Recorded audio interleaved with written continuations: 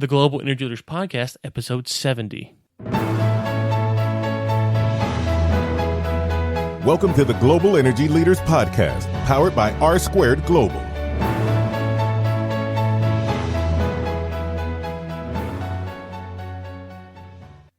Welcome to another edition of the Global Energy Leaders Podcast. As always, I'm your host, Ryan Ray. So good to have you. And we have on Tom Kirkman today, who is a monthly contributor now to the Global Energy Leaders Podcast, and we are really thankful for Tom. Be sure to check out Tom on OilPro, where he's very, very active, as we talk about on the show today, and we will link to that in the show notes so you can find it. Without further ado, here is Tom Kirkman. Well, Tom, it's been a few months since the last time we spoke. It's good to have you back on the program. Nice to be back here. Thanks. Yeah, well, a lot's happened. I think we were talking offline May 30th or so since the last time we spoke, and today is July 20th, because these come out a little bit later than when we record them. And a lot's happened. I mean, You've got the OPEC news, you've got Qatar, you've got Venezuela. All these things are circling around. Give us kind of your thought, just general 30,000-foot global oil picture. What are you seeing, some trends for people to watch for?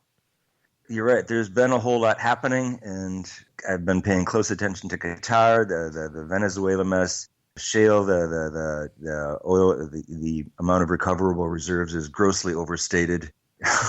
So let's start with OPEC. OPEC is falling apart. Agreement to reduce output already is falling apart. So that's going to unravel. I know Saudi Arabia has been trying like crazy to push up the price of oil in order to boost their upcoming IPO for Aramco, and I just don't see it happening. They're going to be running like crazy on a hamster wheel and just not going to get anywhere. I don't see the price of oil going above and staying above 50. And actually, this might annoy some people, I don't think it should. $50 for a barrel sounds about right. Anything much higher, you're going to get the huge roller coaster in oil prices because everyone will start producing, and then it'll get the huge glut again and prices crash down, $20, $30 a barrel, something like that.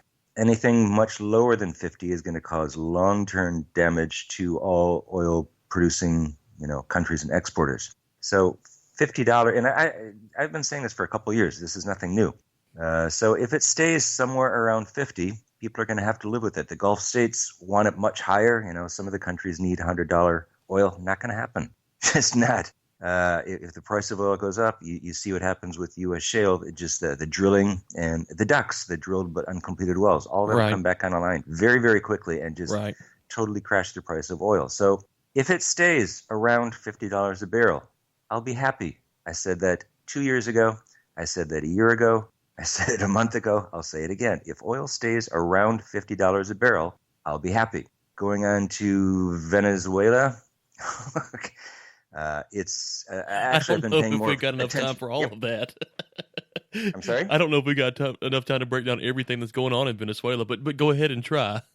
It just like Qatar. Qatar's a mess also. But Venezuela is one huge, complete mess. Right. First, you've got a socialist country that's basically driven the entire economy into the ground by seizing private assets and the government taking it over, and the government actively kicking out experienced people out of the oil. Let's concentrate on oil here. Kicking experienced engineers and managers out of the oil company, replacing them with government-compliant nincompoops who don't know how to run a company or how to produce oil. And they've basically run their oil industry into the ground.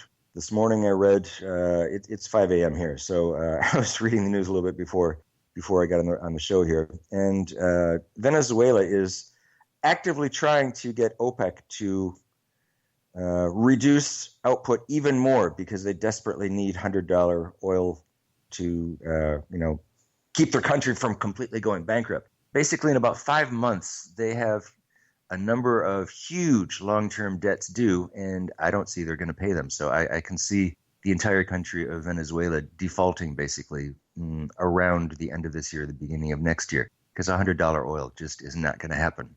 So Maduro has no one to blame but himself and Chavez. As I said, when you take experienced, competent people out of the oil industry and replace them with government drones who don't know anything, right? You're just shooting yourself in the foot. So it's going to be amusing in the next week or so with Venezuela trying to persuade, along with Saudi Arabia, other countries in OPEC to reduce production in order to bump up prices. And all that's going to happen is if the prices do go above $50 a barrel, not only will U.S. fracking increase, but you've got a huge army of drilled but uncompleted wells that can very, very quickly be brought online and just absolutely saturate the market again. And then the oil price will plunge back down. And I'm not joking when I say $20 or $30 a barrel. It's quite possible. If the price of oil spikes and it goes up to $60 a barrel because of some political, let's say Qatar, it really gets into a mess. Saudi Arabia invades another country or something. Right.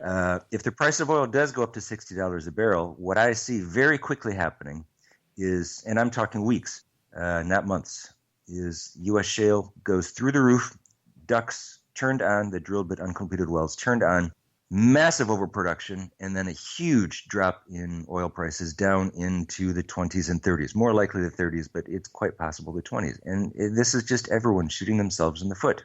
So the U.S. is not going to cooperate with OPEC because it's a cartel. And in the U.S., you're not allowed to be in a cartel. It's mostly free market in the U.S. And what's happening with the U.S. shale is these guys have to pump as much as they can in order to pay the bills every month to keep the lights on because they've got to service their debts. You go into debt to drill these wells, and you've got to produce as much as possible with the severe drop-off rate. I mean, you're talking 75% within a couple of years drop-off rate. It's steep. So get the money while you can, regardless of what the oil price is, just to keep the lights on so you don't go bankrupt. So if oil stays around $50 a barrel, which I'd be quite happy with, the world is going to have to learn to live with it. The oil-producing countries and the oil-producing, oil producers in general, we're just going to have to learn to live with it. If it goes too high, a disaster will happen. If it goes too low long term, the same thing is going to happen. Price will eventually skyrocket because long-term assets are not being actively looked for, and you'll get the roller coaster again. $50 is avoiding the roller coaster, in my opinion. Right. So I've been talking like crazy. What do you think? Well, I think I agree with you, and I think we're saying the same thing here.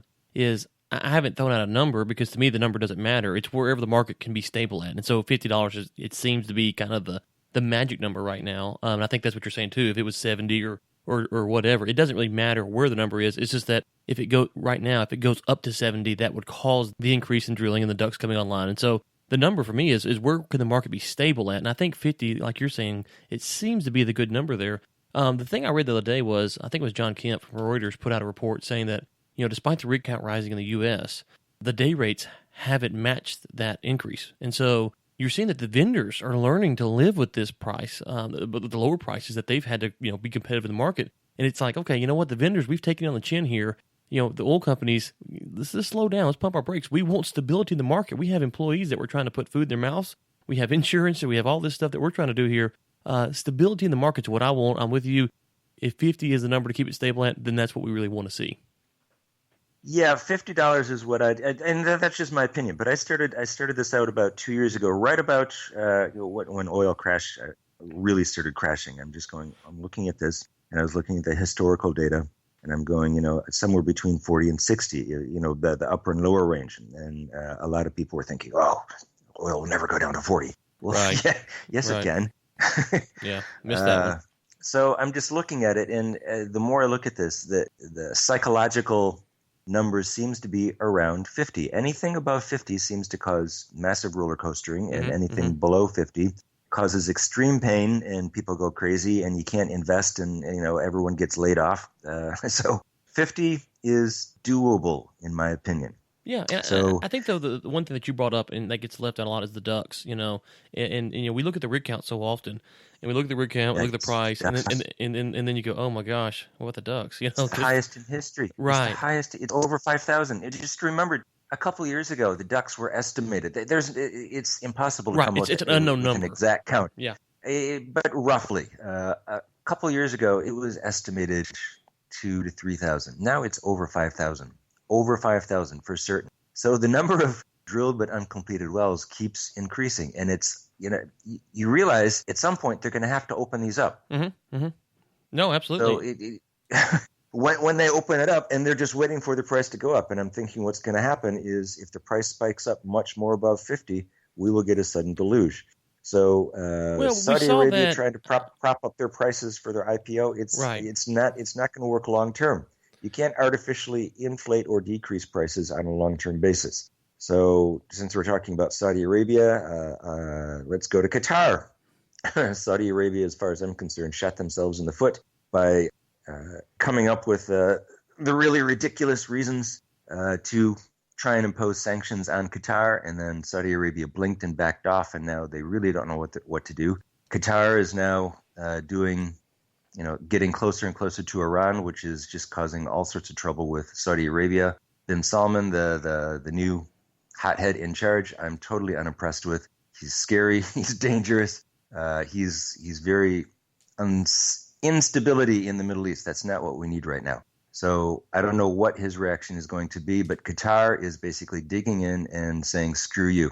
So their LNG, they said they're going to increase about 30% by the end of 2020. They want to stay the number one LNG exporter in the world. Australia was overset to take them. So was the U.S., but Qatar is basically saying, nope, we're going to stay on top. And actually, I don't blame them. Very, very low-cost LNG, huge amounts of reserves. And I'm not talking about the politics. The reasons for the blockade and all that stuff is complete and utter nonsense, in my opinion. I've said that very, very clearly in comments. But the people who are making the accusations are just as guilty. It's the pot calling the kettle black. Right. So the end result is now Saudi Arabia has got all sorts of fighting going on. This endless, it's not going to end anytime soon, battle going on in Yemen. There's just proxy wars between Saudi Arabia and Iran. Now what they've done is forced Qatar to get closer to Iran. Russia is playing both sides. They're talking oil and gas deals with both Iran and Saudi Arabia. Saudi Arabia has offered basically LNG in the Arctic to Saudi Arabia, and they want to do some both oil and gas deals with Iran. So what's bizarre to me is Russia is now being the diplomat right in the oil and gas world. The U.S. is not. The U.S. is a wild card. Don't know. I'll stop talking for a minute and let you. Well, yeah, I want to talk about the Qatar and the LNG. I saw that report, I don't know, a week or two ago, whenever it came out. And I was kind of fascinated by it because, it's one of those things where if you're a U.S. company and you're trying to produce LNG, there's a standpoint in which you have a better marketing strategy. You can go to a country and say, you could buy it from us, and you don't have to worry about the instability that you might get with buying it from a country like Qatar. But if the price is that much cheaper, it's a hard sell. And so it's like, I don't know how the geopolitics here will play a role into how these contracts, because these contracts can be very long. But I'm curious, what do you think about that? Will just the stability of the U.S. versus the Qatar be a selling point, even though countries might have to pay over the course of the contract at least a lot more for it? Possibly. The long-term contracts are being reduced and more. I mean, the big the selling point of the U.S. LNG is even though the price is higher, they allow reselling, and there's no long-term real contracts like Qatar is trying to do. So Qatar is going to have to renegotiate some of the long-term LNG contracts. They're already starting to do this with India. India is demanding that Qatar invest in some of India's national, oil and gas infrastructure as a condition of buying LNG from Qatar. And more LNG, because of the glut, and let me back up a little bit. The impending glut in global LNG is going to get worse and worse. I don't know if I've touched on this last time we talked or not, but it's going to get worse and worse until probably 2020. So the price of LNG is going to continue to go down just because of the overproduction in the marketplace. Right. Qatar is going to increase, but they're not going to really hit the increases until after 2020, which is about the time that I see the pendulum swinging back and global LNG goes from oversupply to undersupply. So they're timing it about right. The U.S., yes, they have more stability, but there's transportation costs. But you're right. It's a toss-up. It's a toss-up between stability and lower prices. So Qatar really has some of the lowest prices in the world for creating and exporting LNG. I don't really have an answer there. Yeah, well, the thing I think that as you talk about this stuff globally, there's so many layers to this discussion, and what's Yes. going on, and we're talking offline about some of the talk about the U.S. economy and where it could head in the next 6 to 8 months, and all of those, and how the global economy does, right? Well, you just said, well, the glut expected to 2020. Well, that's based upon the economy's growing at a certain projection over the next 3 years, and if they don't Yep. hit those marks, well, then it could be 2022, 2024, or whatever the case may be. So I love talking about this stuff because you sit back and you look at it and you go, okay, well, this is where this could go and this is where this could go. But, we see Venezuela. Okay, well, that's just one country. Well, what if other countries start to default and fall apart? All of this stuff changes and it's very fluid. And it's one of those things where it seems like there's a long build up to where we're going to be at. And then all of a sudden it's like, oh, wow, oil's at $20 a barrel. What happened? And so, kind of you're on the roller coaster and you just don't know when the cliff you're going to go over it, if that makes sense. But see, the roller coaster never ends, and that's what I find so fascinating about global oil and gas. I'm fascinated by global oil and gas and global oil and gas politics, because there's so much politics that drives, oil and gas prices up and down. Decisions being made on whether to produce more or produce less. So, what's going on in the Middle East between Qatar and Saudi Arabia and the Gulf countries? That's politics driven. It's not oil and gas driven, but it's going to affect oil and gas prices.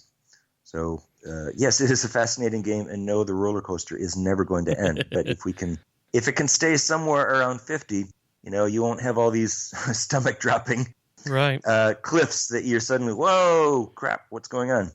So I think everyone is just sort of like hoping for a little bit of stability, and the best stability that I can estimate is if we can just stay in the range of around $50 a barrel. I think everyone could learn to live with that for a while. Now, you mentioned earlier on the show, and I want to circle back around to this. You mentioned the report about that the U.S. shale reserves aren't as good as maybe some U.S. producers and politicians have talked about. Give us your thoughts on that.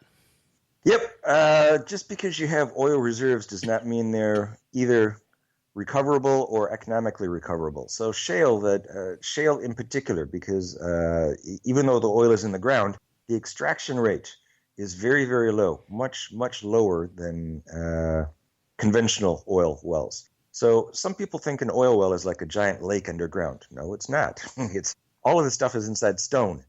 So conventional oil, you can extract. It varies, but shale oil is below 20% is recoverable. Some cases it's only 5% recoverable, and then there's a huge drop-off rate. So just because someone says that there's huge amounts of oil in the U.S. inside shale, yes, that's technically true, but it doesn't mean you can actually recover all of it. So I would say whoever put together the estimates of how much recoverable reserves there are in the U.S. are an economist and not an actual geologist. I'm not a geologist, but on OilPro, we've got geologists that speak up. And it's just basically overstated by the government because, and I'm not pointing the finger at the current administration or the previous administration, just the government. They're basically saying, no, the government is saying there's a lot more recoverable reserves than there actually is, and that's going to be a problem. So let me play devil's advocate here. Okay, so Go ahead. What if I think what you're saying is that, okay, the oil is actually in the ground, but we just can't recover it either A, because the technology isn't there, or B, it would be so expensive, especially at $50 oil, you couldn't do it. So the oil's there, but we could theoretically have technology that would come out in the next 6 months, a year, 2 years, whatever, that would then allow us to recover the oil. Is that not true? Yes, and if somebody can do that, they would be a multi-billionaire. Right. So the premise really is that, if I'm hearing you correctly, is that the U.S. side of things should probably be a little bit more clear, is that there's X amount of oil in the ground, and currently we can recover this percentage of it. Would that be a better way to put it? That would be a better way to put it. And also, you have to look at how much it's going to cost to do it. You have to understand, for conventional wells, you can drill a little bit, and then you can extract it from underground through the rocks. It's fairly permeable. In fracking, in shale, you've got to drill every couple hundred meters. Yeah, right. So it's a lot of costs into a small area. So you have to take into account how much it's going to cost to continuously keep drilling and keep fracturing all that shale layered underground, whereas in a conventional oil well, you don't have to do that. So yes, the cost is going to be prohibitive in actually recovering a lot of these oil reserves that are basically locked inside the fairly impermeable shale. Right. I did see the other day, this is maybe 2 weeks ago, I don't know if you saw this report or not, that they're getting ready, they're looking at refracking the Barnett Shale. Did you happen to come across that report? Nope. Okay. I haven't. Yeah, I didn't get to study it in depth, but I think the theory is that back when they did it back then, now they know a lot more about fracking and they want to go back and maybe give it a second look. What I found interesting is it's like, man, boy, I don't know if we want a bunch more natural gas on the market right now. So I wasn't really sure that was a good thing for the market, but I found it interesting that there is some talk at least about going back in and exploring the Barnett, which is basically, gets no talk anymore. But that makes no sense to me. Why would you do that where there's already an oversupply? And as we've mentioned before, there's already 5,000 ducks. Why are you going to go back and refrac? Well, I guess just to keep paying the bills and keep the lights turned on. You've got to pay for all these debts somehow. So I guess that's the reason why. But all it's going to do is just continue to add to the oversupply. Yeah, I need to go back and read the report. My thoughts were kind of some of the stuff that you're saying is that if you have leases, that are going to expire, and I don't know if that may be the case or not, well, then you need to do something. And so maybe the wells are falling off. I don't know. I was curious if you saw it or not. I kind of saw some headlines, and we had a company here in town saying, yeah, we're hearing that it's going to pick back up, and we're like, oh, man, okay, well, that may be good for the short term, but it just doesn't seem that the long-term cycle is going to work there. And as you mentioned, these companies, most of them, they're so heavy leveraged on bank loans debt. and debt Yeah. and credit lines is the word I was looking for there, and they've got to keep paying it, and in the end, if they're publicly traded, which most of them are, that makes it worse because then you got the stockholders who are really pressuring you to make a certain amount of money, and so it's quarterly, yes, yeah, and so it makes it very tough, and I think that I was at a conference earlier this week, and we were talking about educators and business people and licensing groups and just how their interests aren't aligned, and I think that same analogy kind of works here, at least in the oil and gas industry, is that you have folks like me and you who work in the industry, and we have our interests, and you have certain oil producers and midstream companies, and they have their interests, and you have folks like the OPEC, and it doesn't seem like on most days when you get down to it that all of our interests are aligned. You've got everyone who has their own goal, and for most of us, though, we just want a job that gives us a paycheck. You know it? Yes, it's true. There's no alignment, and yes, everyone does want to keep a paycheck, whether it's a government or an individual. But no, they're not playing very well together. The U.S. shale reminds me of being so far in debt that you get a credit card to pay off another credit card, and that's just a short road to disaster. So at some point, there's going to be more and more bankruptcies in independent U.S. fracking just because the debt is going to catch up. A much smaller scale than what is going on in Venezuela, but I mean, it's not sustainable the way it is unless the price of oil goes up.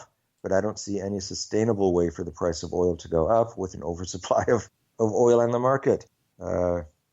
So, I mean, if oil went up to 70 and stayed at 70 magically, just watch how much additional fracking would go on in the U.S. and how much oversupply would hit the market, and that's only the U.S. Venezuela would try and ramp up. Nigeria, Saudi Arabia, everyone would just ramp up oil production so bad it would totally crash the price all over again. Right. So debt is the biggest problem, and it's not normally talked about in U.S. media that I can see.